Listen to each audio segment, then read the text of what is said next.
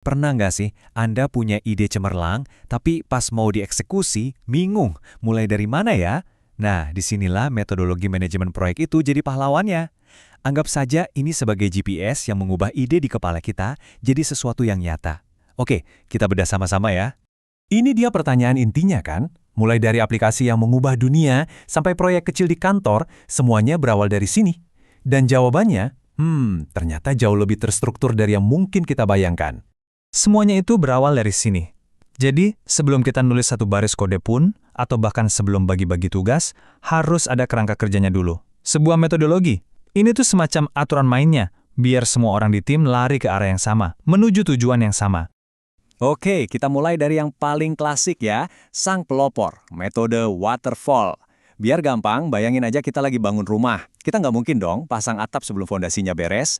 Nah, sama. Kita butuh cetak biru yang super detail dan kita ikuti itu tahap demi tahap dengan presisi. Namanya sendiri, waterfall atau air terjun, itu udah ngejelasin banget. Prosesnya itu mengalir lurus ke bawah. Setiap fase harus selesai 100%, baru boleh lanjut ke fase berikutnya. Nggak ada ceritanya balik lagi ke atas. Pendekatannya sangat disiplin dan terstruktur. Nah, ini dia tahapannya. Kita mulai dari analisis, ngumpulin semua maunya klien. Terus desain, bikin cetak birunya. Habis itu implementasi, disinilah proses coding dimulai. Setelah jadi, masuk ke pengujian buat cari-cari bug. Kalau udah bersih, baru penerapan atau rilis, dan terakhir pemeliharaan. Semuanya berurutan, rapi, jelas banget alurnya. Oke, jadi apa plus minusnya?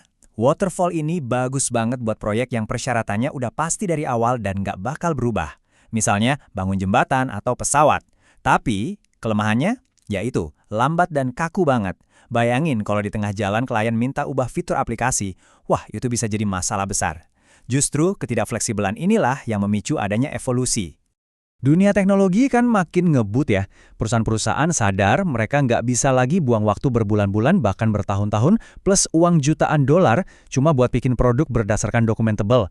Pas rilis ternyata produknya salah, nggak sesuai sama kebutuhan pasar.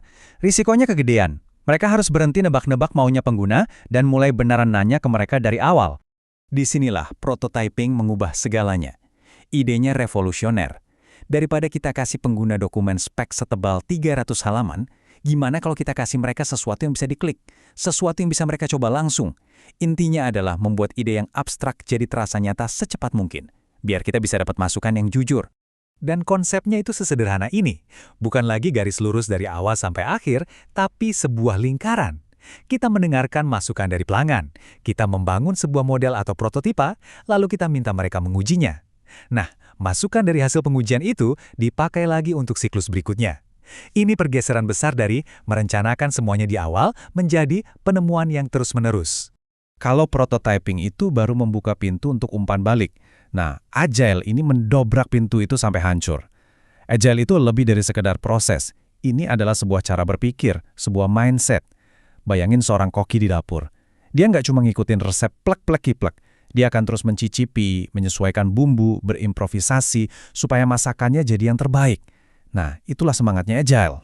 Coba deh perhatikan kata kuncinya di sini, jangka pendek dan adaptasi cepat. Agile itu sadar betul kalau kita nggak mungkin tahu segalanya di awal proyek. Jadi perubahan itu bukan musuh yang harus dihindari. Justru perubahan itu adalah teman yang membantu kita menciptakan produk yang lebih baik dan lebih relevan. Siklusnya itu seperti ini. Nggak ada titik akhir yang kaku kayak di waterfall. Ini tuh mesin yang jalan terus. Kita mengembangkan sesuatu, merilisnya, dapat umpan balik, belajar hal baru, lalu siklusnya mulai lagi. Fokusnya ada di kecepatan, fleksibilitas, dan kemampuan merespon pasar dengan cepat. Oke, jadi kalau Agile itu filosofinya keyakinan untuk jadi fleksibel dan adaptif, terus gimana cara prakteknya? Nah, mari kita kenalan sama kerangka kerja Agile yang paling populer sedunia, Scrum. Scrum ini ibaratnya memberikan struktur pada filosofi Agile yang bebas tadi. Kuncinya ada di kolaborasi tim yang sangat intens dalam siklus kerja pendek yang disebut sprint, biasanya antara 1-4 minggu. Di setiap sprint, tim fokus untuk menghasilkan potongan produk yang benar-benar bisa dipakai dan bernilai. Dan semua itu ditopang sama 3 pilar utama. Pertama, transparansi, supaya semua orang tahu apa yang sedang terjadi. Kedua, inspeksi untuk rutin ngecek kemajuan dan hasilnya. Dan ketiga, adaptasi untuk cepat membuat perubahan berdasarkan apa yang kita temukan. 3 pilar inilah yang bikin mesin Scrum bisa jalan lancar. Kelihatannya mungkin agak rumit ya, tapi ini sebetulnya sistem yang sangat elegan. Ada peran-peran khusus, ada acara-acara rutin kayak sprint planning dan daily scrum, dan ada artefak apa dokumen seperti product backlog. Semuanya ini bekerja bareng dalam sebuah ritme yang teratur untuk terus menghasilkan sesuatu yang bernilai. Yuk kita bedah perannya satu-satu. Product owner itu adalah suara dari pelanggan. Dia yang menentukan apa yang harus dibuat untuk dapat nilai bisnis paling maksimal. Tim pengembang adalah para ahlinya. Mereka yang menentukan bagaimana cara membuatnya. Dan Scrum Master, dia ini pelatih sekaligus wasit.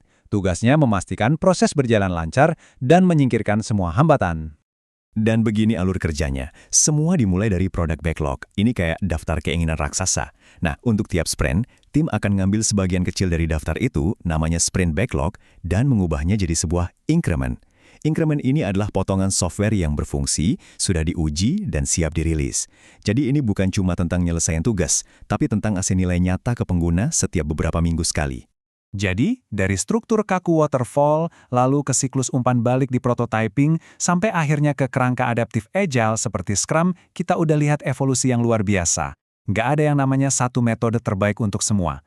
Waterfall mungkin masih jadi yang paling pas buat bangun jembatan, sementara Scrum itu sempurna buat bikin aplikasi mobile di pasar yang berubah-ubah terus. Dan pada akhirnya, mau pakai metode apapun, trennya itu jelas mengarah ke sini, ke kolaborasi, saling berbagi ide, bekerja sama untuk memecahkan masalah yang rumit. Semangat inilah yang benar-benar mendorong inovasi, gak peduli apapun kerangka kerja yang kita pilih. Jadi, saya mau tinggalkan Anda dengan pertanyaan ini. Coba deh pikirkan proyek Anda selanjutnya, mau itu besar atau kecil. Kalau kita pertimbangkan antara butuh struktur atau fleksibilitas, antara kepastian atau kemampuan beradaptasi, kira-kira jalur mana yang paling masuk akal untuk Anda? Jawabannya mungkin bakal mengejutkan Anda.